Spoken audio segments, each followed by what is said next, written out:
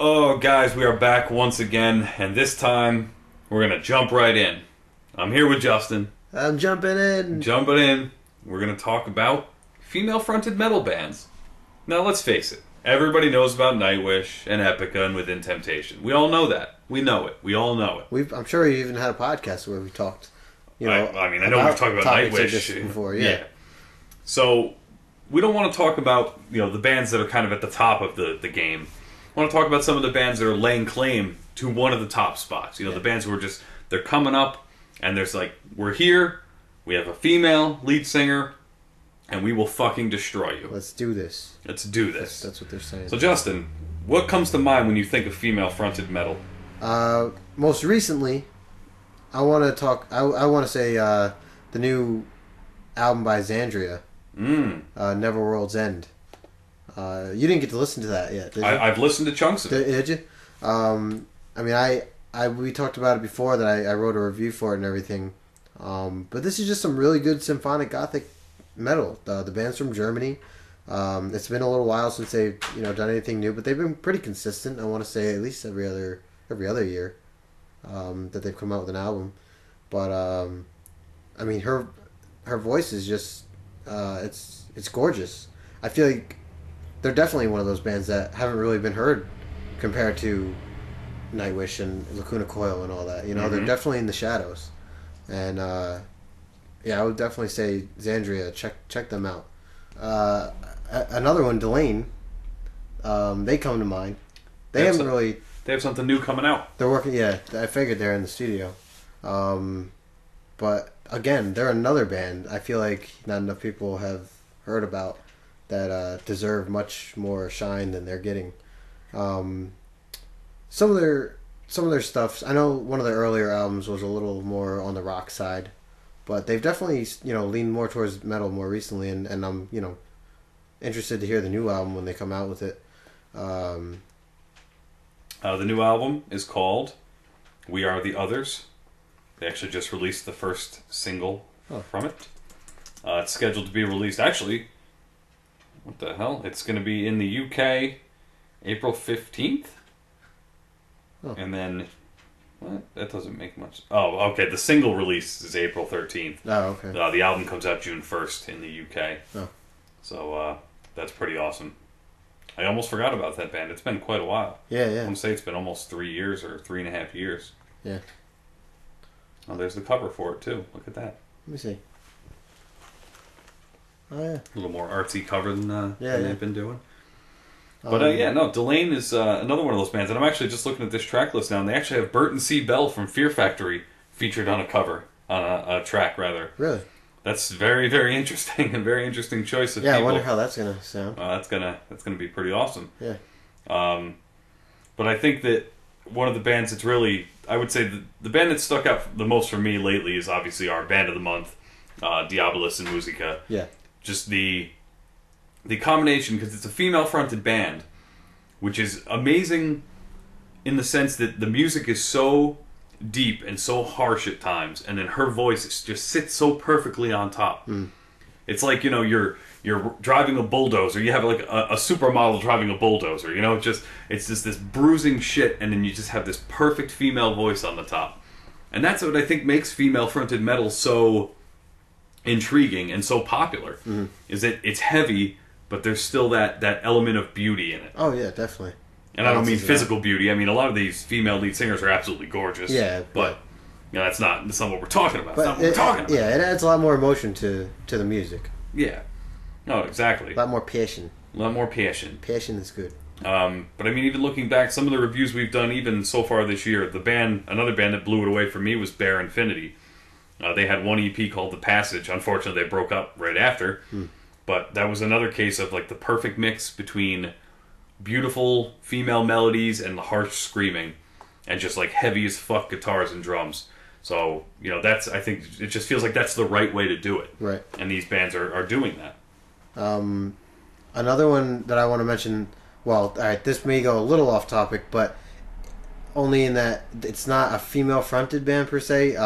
But the new album from Elwady, Helvetios, that every time you say that, you get an accent. Oh, do I? Yeah.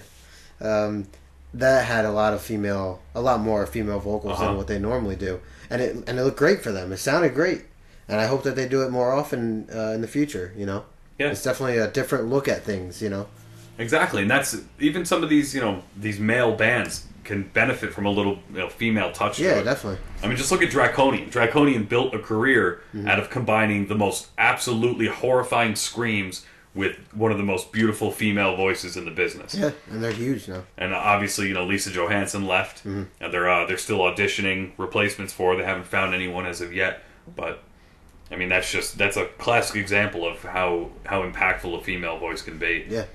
I mean, even up through our more recent reviews, the band Acoma. Yeah. And you and I had both listened to it and thought it was really good. I mean, they just have a straightforward approach. They're not doing anything crazy, but when you have a powerful lead singer, because there's two ways that the female vocals go. Either you have the operatic style, or you have the standard, like, just accessible. I mean, just look at Nightwish. And I know we were going to skip over Nightwish, but you go from the Tarja era to the Annette era. Right. Tarja was the operatic. Annette is the very clean, accessible vocals. Right. There's nothing crazy in what she does. She doesn't hit any crazy she fits notes. in everything, though. Exactly. And I feel like bands like Acoma, bands like Diabolus and Musica, even bands like Winter Haze have both of those elements at play at the same time. Right, that's right. I forgot about Winter Haze. Yeah, I mean, they were a pleasant surprise. And I think that, these are bands who, as time goes by, if they can get noticed. Yeah. I mean, Diabolus and Musica is going to be huge. They're going to be huge. They're getting huge now. Right. They're going to be absolutely huge. But these other bands, if they get a little bit of attention, you could very well see them tour in the United States on a huge tour. Yeah. Because that's the kind of music that sells now. Yeah. Female-fronted metal is probably the most popular subgenre to be had. Yeah, no, more people, they definitely should start looking into some of these bands, not be so distracted by the, radio-friendly metal bands. Well, yeah. Not all female-fronted music is Evanescence and Paramore. Yeah, Pretty Reckless. Yeah, no, it's not all that. There's so much more to be had there. And I mean, not every new band is good. Let's face it. I mean, the band we talked about last week, Akeldama, it just doesn't work. It just doesn't. And that's what makes all these other bands that much more impressive. Right. Think about the first time you heard Epica. How did you feel about it then? I loved it. What was it about it, though, that made you go like, wow, this is something I'm going to listen to for a long time? I really think it was the mixture of symphonic instruments mixed with a female vocalist. I think is what really took me. And then getting knocked on my ass by Growling. Yep. And I was like, wow, all this is in one? Like this, I can get all this in a package here? This is... It's a package deal. I didn't know this came like this. This is crazy. I mean, that was totally new to me.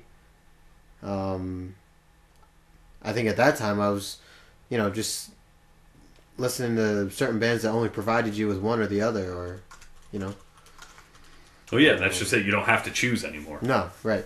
Everyone's kind of giving you everything. And that's the evolution of the genre. Yep. But just figured we'd touch on that, because that's something we haven't really talked about lately. Yeah. And it does definitely seem like we listen to a lot of this stuff in our free time as well as on the site. So, figured it was time to give it its just due. Yeah. One other one, Amanda Somerville. I miss her. Just wanted to say that I miss her. That's all I want to say. Well, I wonder what she's up to. I don't know, but she, she has worked with Avantasia, and even Avantasia showing that like clean operatic singing, almost male, mixed with female, works fine too. It's it can go any way. And the whole thing is, you can't even talk about female-fronted metal without really talking about Amanda Somerville, because she's responsible for she's a teaching and training, a vocalist coach for a lot of these singers. Yep, male and female. Well, I mean, it's good. Amanda Somerville, as we just found out, actually has a new album. Her band, I guess she fronts a band called Trillium. Name of the album is Alloy. Came out in November. I don't know how that managed to sneak by both of us. Yeah. We'll have to get back on that and see what that's all about. But, I mean, she is one of the shining stars of metal in general, because she is responsible for everything. Yeah. But well, that'll be interesting.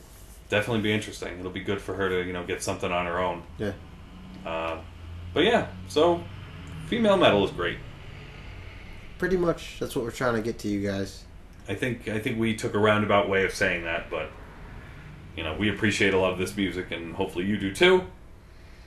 So next week we'll return, I guess, right? Yeah. We'll come back again. I suppose so. Back in the headquarters to talk about more shit for you. Maybe Chester will be with us. Yep, Chester should be here. And hopefully we'll have some more great reviews and topics to talk about. And we will show you guys that the metal is indeed alive and well. Yes, sir. It's not all about Taylor Swifting.